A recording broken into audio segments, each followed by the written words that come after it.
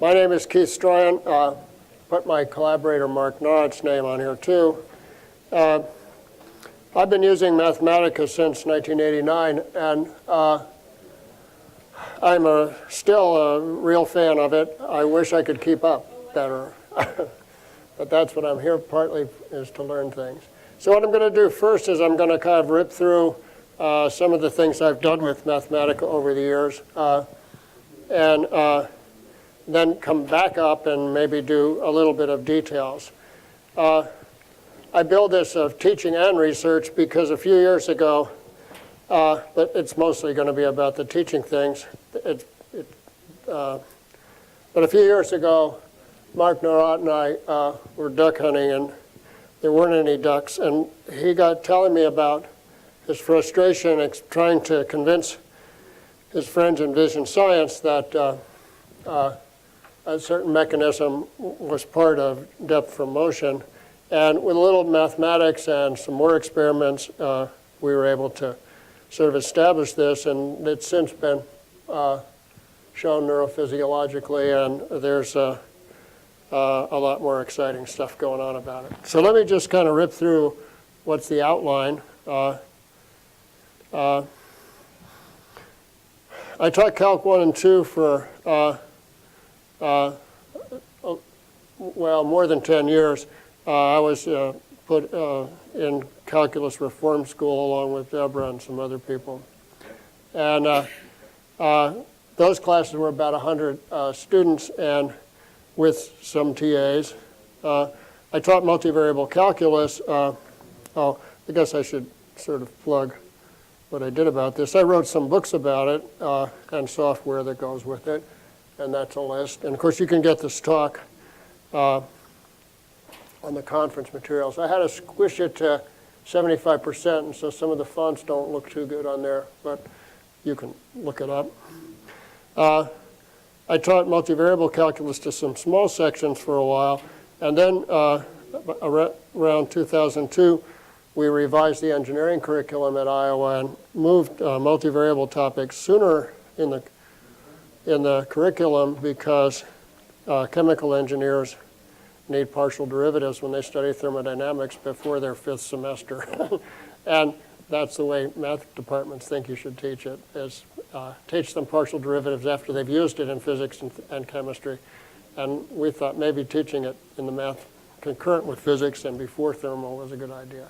So we've been doing that for about 10 years or so, and I wrote a bunch of materials with that. There's a print book and an interactive book that's gone through various editions.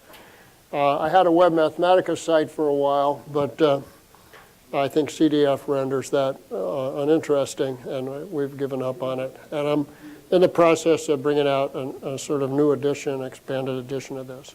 This semester I'm teaching my first small class in many years. I have only 35 students. I'm doing some advanced calculus things with engineering students. I also taught I don't know if I put the numbers up here, but I taught about 1,000 Calc 1 and 2 students and about 4,000 Engineering Math 2 students.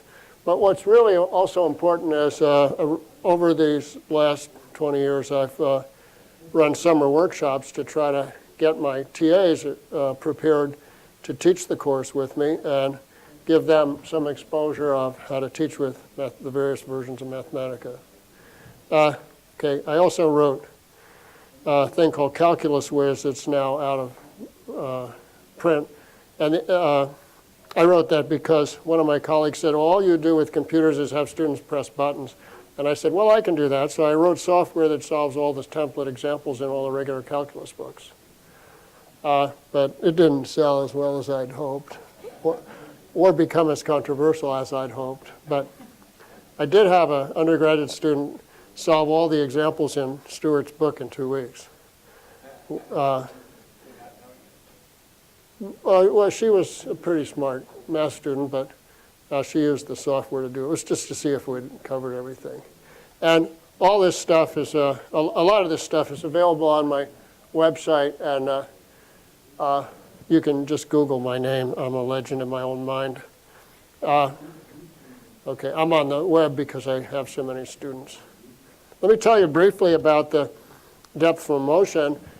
This is kind of a fun story because relatively simple mathematics leads to a really new insight in how your brain determines depth from motion. So if you try this, now don't do it yet, but when I say go, you look at my nose and then move back and forth laterally. Do that. And what happens to the image behind me? It moves, right? And what happens to the things in front of me? They also move, but in the opposite direction. Okay, and you can understand the geometry of this pretty easily as your eye moves. I told you to look at my nose, so that's called fixation. And that centers the image of my nose on the fovea of your eye, the most sensitive part of your eye. And then because of the change in position, other things move. And those angles are related to the depth by this formula, that simple formula, which is actually a lot simpler in some special cases that are the most important. And I can sort of illustrate this. Oh, I see I'm going to have some trouble with the scaling. Okay, so fixation means that if this point moves, your eyes turn. And this is the other point that involved. And as that point moves, it casts its image on a different part of your retina. Now, this little doohickey down here is from binocular disparity. You're probably familiar with Viewmaster's, the two different pictures that trick you to see depth. Now, as time moves, these various angles move, and that's what's important. Here's what's new. The vision folks thought that retinal motion alone determines depth, and that their brain can then somehow figure out depth from that. And that's false. You can show mathematically that it's false.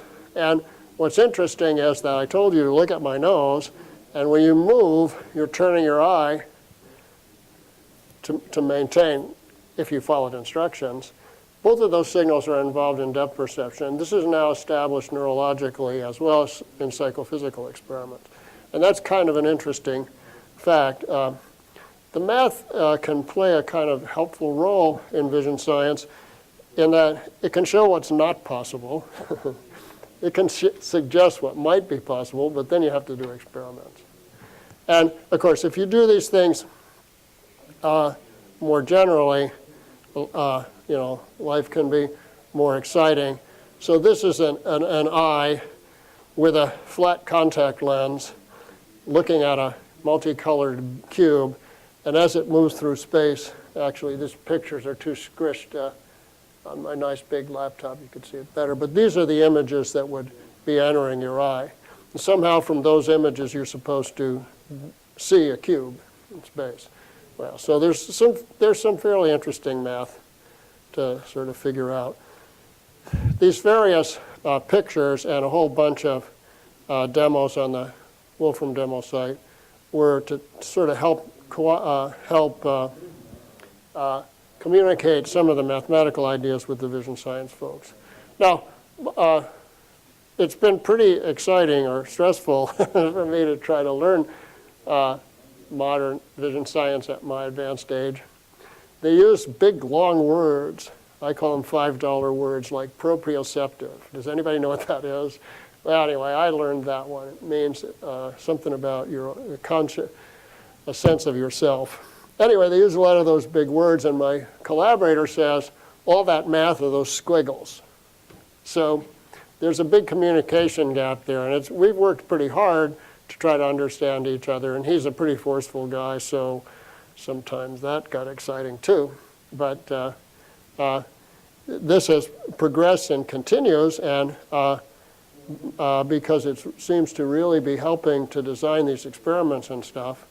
And one of the first experiments to do is, okay, so what's happening when you perceive depth from motion, when you do that and see the stuff behind me, you know it's farther away. But when your brain is trying to tell you that, it's using these two signals. It means your brain has to combine the two signals.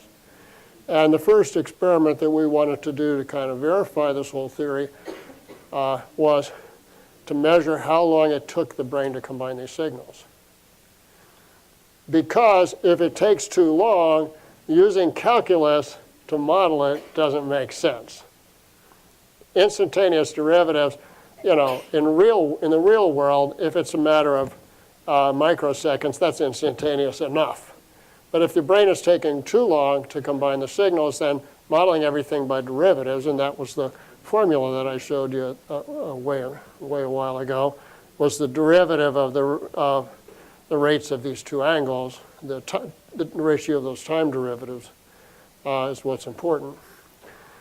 Okay, so we published this paper, and we got some complaints from a referee that some earlier work had seen longer integration time, they call it, the time it takes to combine the two signals. And we were required to give an explanation why this could be. Well, it turns out those experiments used a very complicated stimulus, and what you see here is that formula above. As you move, of course, it changes with time, and what it's dotting in with the green dots is the maximum input from these things. So if your brain builds up a shape by aggregating these maximal responses, it can determine a complicated shape, but it takes longer. So this is the first CDF to appear in a scientific journal. This was accepted in Vision Science a couple of years ago. All right, so let's go on, see what else I got. I forgot what else I have in here. Oh, okay, so I thought maybe I'd advertise. Okay, so I've inflicted myself and ideas on 6,000 students and 100 TAs, what worked and what didn't work, and what should you try? Well, I can't resist telling you about my favorite calculus question. This is an old one that I learned way back when I first was sentenced to calculus reform school. Why did we eradicate polio in the United States but not measles? Now, sadly, right now, polio is epidemic in Syria, as if they didn't have enough trouble. And I'll tell you the reason at the end of this short presentation about this. So this is the topic that I like to do the first week of Calc 1. And you can talk a little bit about recovery. Now, look, it doesn't apply to all diseases. It typically applies to what they're called SIR diseases, diseases that you're born susceptible, you can become infectious, and then you gain immunity when you recover, so you're removed from the population. And vaccination, they're typically the childhood viruses, but this includes polio. It doesn't include gonorrhea. I thought the students would find that interesting. These diseases are transmitted by casual contact. I don't know how casual gonorrhea transmission is these days, but when I was in school, it wasn't that casual. And it doesn't confer immunity. So, this doesn't work for all things, but it does work for these basic diseases. First thing is you take a certain number of days to recover, and that's this term minus B high. So B is a term that 1 over the number of days you're sick. And then there's a mass action term. Basically, it says if you have a single infectious person, they contact a certain number of other people in the population, it transmits the disease, if that's close enough, to the fraction that's susceptible. So you get a term like this. And the students can figure this out without any calculus and just a lot of arithmetic in the first week of class. And you gradually work them around to understanding, as you shorten a step size, that this means a derivative. So they only have to understand this in an intuitive way. Okay, so here's a disease. Let's see. I think that's about the contact number for polio. And this is a situation where almost everyone is susceptible, and the disease, a small amount of the disease is introduced. And what happens is a huge peak. Okay. Now, the question of herd immunity, or why do we eradicate polio but not measles, is the question of, well, when will this decline? And your students can experiment with this. Here's a much more infectious disease. Kind of interesting to note that more people get sick, more total people get sick, and they get sick faster. And so having some fraction of the population immunized helps everyone, but not equally. Some get sick. All right. And then the question is, right, so you can have this very low. Things are a little easier to see if it's very low. And then you can increase the immunization and see when the bump goes away. So here there's a small epidemic, things grow, and if this is increased enough, the disease just decreases, and that's herd immunity. So some people still susceptible, some individuals in the herd get sick, but not everybody. It doesn't spread. That's what you mean by herd immunity. Okay, well, it turns out these things really can be measured in a population. Here's what the students do. They realize they need decreasing infectives. They rewrite that with algebra in terms of what the infectious rate is. They do a little algebra and they get S less than B over A. Turns out this B over A term is something you can measure, and that's explained in the materials. And here are the numbers. 78% of the population immunized for polio produces herd immunity. Current vaccination rate in children in Syria is 43%. That's really a sad thing. Of course, there are problems in Pakistan now too with polio. They're fearful that it's some sinister plot, so they're preventing immunization. Measles and whooping cough, both of these commonly have outbreaks somewhere in the United States every year. You have to immunize 94% of the population, but 5% of vaccinations fail, so you have to immunize everyone, or you're going to occasionally have these outbreaks. CDC is still trying to eradicate them, but I don't know, it's just to prove how strong they are, I think. Anyway, okay, so what's the point? So this is a kind of a science question, which some math people are fearful, oh my goodness, I'm going to have to learn some stuff about science. But this project and many of the other ones that I put on my website require only a modest amount of scientific learning. I mean, the trick of a good project is that, most important, it's something the students find interesting. Now, I like this problem. I inflict it on them. I give them choices otherwise. But most of the students, I'm out of time here, most of the students see that it's real, even if they're not especially interested in it. The next important thing is that it doesn't require too much scientific learning. If it's too fancy, it takes you too far afield. And third, that it illustrates some basic concept of calculus. All they need here is, what's the slope of a curve? And then add Mathematica to solve these differential equations. So the computing can really add something here. Okay, I wrote a couple articles about these. You can read them. This one's sort of Yule-esque in honor of Jerry. It ends with a bunch of quotes of Jerry Yule. Okay. There's lots of other things, and I've gone too slow. There's lots of other things computing, Mathematica can do in a calculus course. They're not as important as the things where the students are completely actively involved. But here's one that's a theorem that I don't know of any ODE book that has this theorem except one in French. So this is a nonlinear dynamical system, or this ODE, and it has these 4 equilibrium points. The theorem that people don't seem to know is that if you zoom in at an equilibrium point, you see the linear ODE. What I mean by that is there's an approximation. So there's a real fancy Hartman-Grubman theorem about diffeomorphisms, but this is a simple theorem that just says if you zoom in, you see a linear ODE. Now, I think zooming in is pretty popular. Zoom in on a curve, see the tangent line. Zoom in on a surface, see the tangent. you can do variations for implicit, explicit, and so forth. But I think they're helpful, but the students aren't as actively involved. And here's one that's kind of new mathematics. I've struggled hard to have students write little programs to do things like draw the surface to a tangent to try to get them understand what they're doing when they compute that by hand. It's a struggle with understanding what they're doing and with doing Mathematica, but I think there's some merit to that.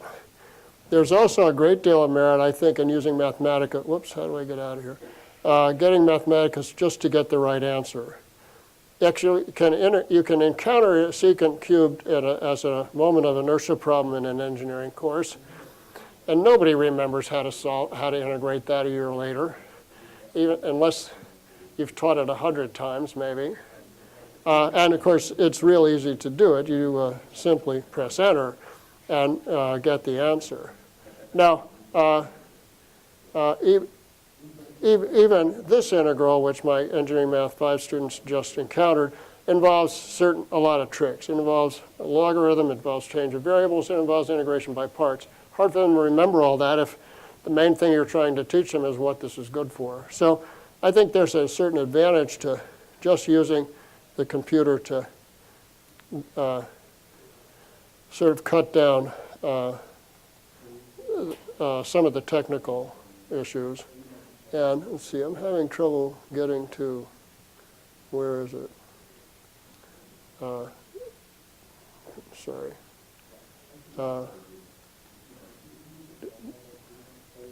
Did I lose it? Or I guess it's the next slide. I'm not a slideshow guy. Arc length of ellipse must have been extremely frustrating to Newton because the distance a planet travels is an integral that he could have written down. And 150 years later, Liouville explained why he couldn't get the answer. Students in calculus with Mathematica know that the answer is 4 times elliptic e 7. Well, whatever that is. Okay. Now, of course, you've probably heard of this in the context of the normal distribution. And here's one you might not have heard of. The inverse function theorem says if a function has a positive derivative, it has a local inverse. Well, what sense does it exist? It exists in some abstract sense, but it doesn't necessarily have an expression. So this one's a non-elementary inverse function. It's time for me to go, or she's going to get that big hook out. But the point is, it's been a dream or a plan for a long time for me to try to advance the content of the subject by using tools like this. So students can integrate the arc length of an ellipse and find the inverse of x to the x and so forth. And their professors can't. And I guess one last slide. The only people in math departments who don't know what Wolfram alpha is are the professors. And the students use it liberally and not very well. So I think there's even people that aren't too hard-bitten by Mathematica like I am need to deal with this. At least the younger people, they'll eventually throw me out of my office, I guess. Anyway, thanks for coming, and I'll be glad to correspond by email or talk to you in person.